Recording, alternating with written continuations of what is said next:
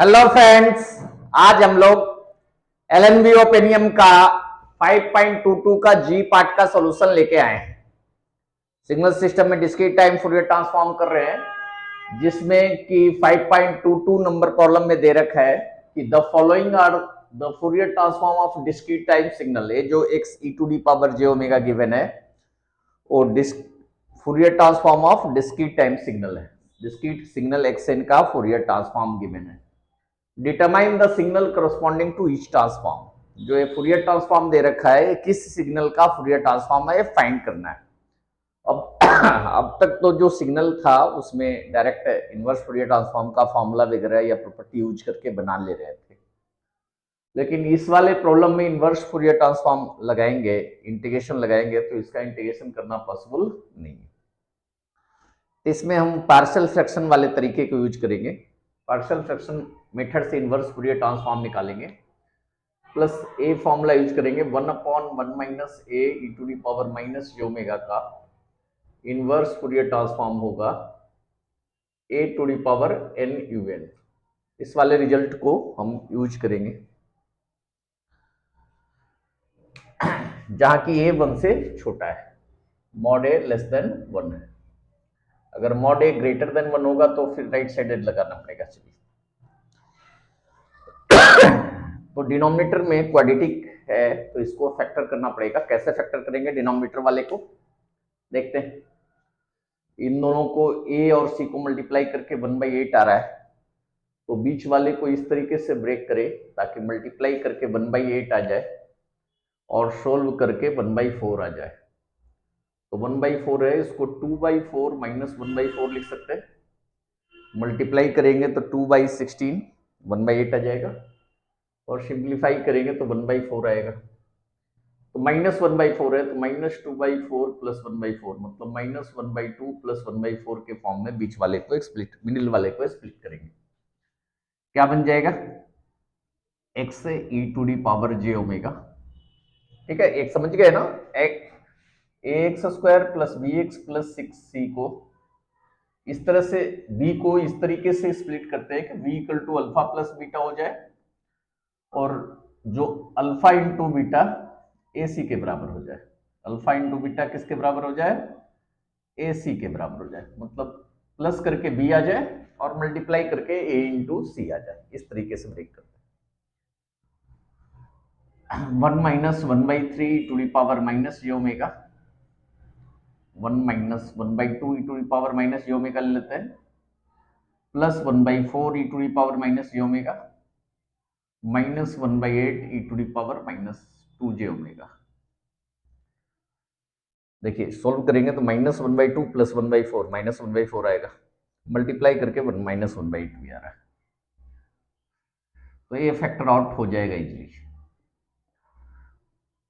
इधर तो कुछ नहीं है तो 1 ही है, 1 - 1/2 ई to the power minus J omega plus 1/4 E to the power minus J omega common ले लें। 1/4 ई to the power -4 J omega, E to the power minus J omega common ले लीजिए, क्या बचेगा? 1 - 1/2 ई to the power minus J omega. ठीक है,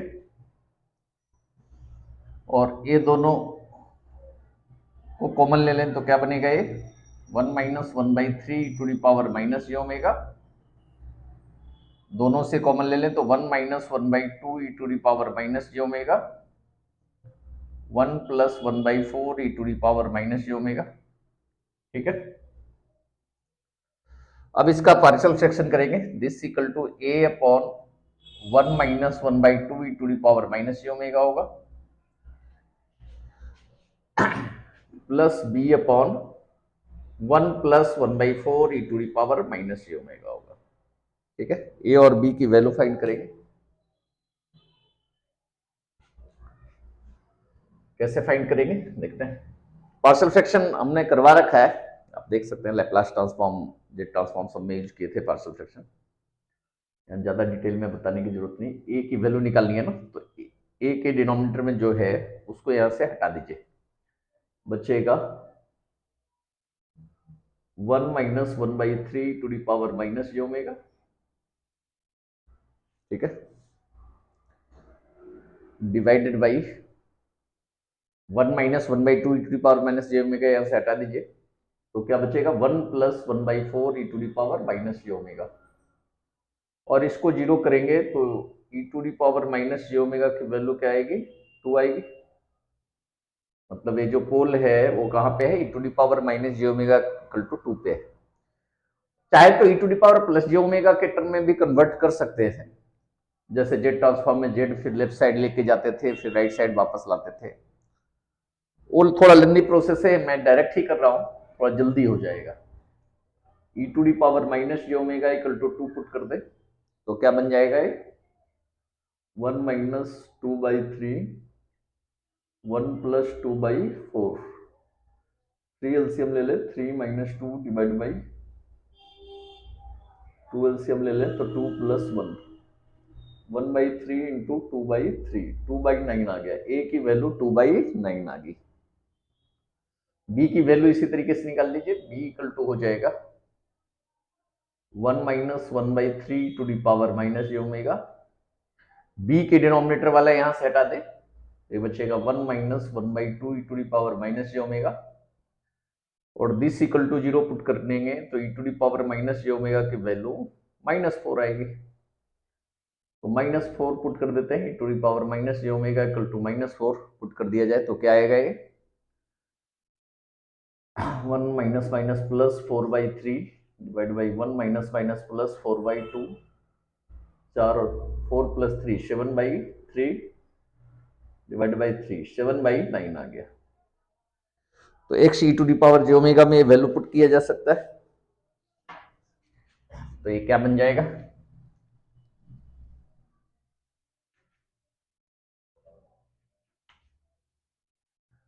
x e to the power j omega equal to हो जाएगा, a की वैल्यू है 2/9, 2/9 upon 1 minus 1/2 E to the power minus J omega. b की वैल्यू है 7/9 plus 7/9, 1 plus 1/4 E to the power minus J omega, ये आ गई। फिर अब इसका इनवर्स फूरियर ट्रांसफॉर्म कैसे निकाल सकते हैं, a की वैल्यू 1 से छोटी है, 1/2 भी 1 से छोटा है, 1/4 भी 1 से छोटा है, तो a to the power n even simply लिख देंगे xn equal to 2/9 a to the power n, मतलब 1/2 to the power n un plus 7/9, a की वैल्यू यहाँ -1/4 है, -1/4 to the power n un। A बन गया, 9 वगैरह कॉमन ले ले, चलिए आंसर हम मानते हैं। तो ये आ गया inverse discrete time Fourier transform of x e to the power j omega, solution of part 5.22 जी का हमने सॉल्यूशन कर लिया। अब एक लास्ट बचा है h, उसके बाद कम से कम 5.22 कंप्लीट हो जाएगा, फिर कुछ डिफरेंट टाइप के प्रॉब्लम भी सॉल्व करेंगे। मिलते हैं नेक्स्ट वीडियो में नए प्रॉब्लम के साथ। धन्यवाद।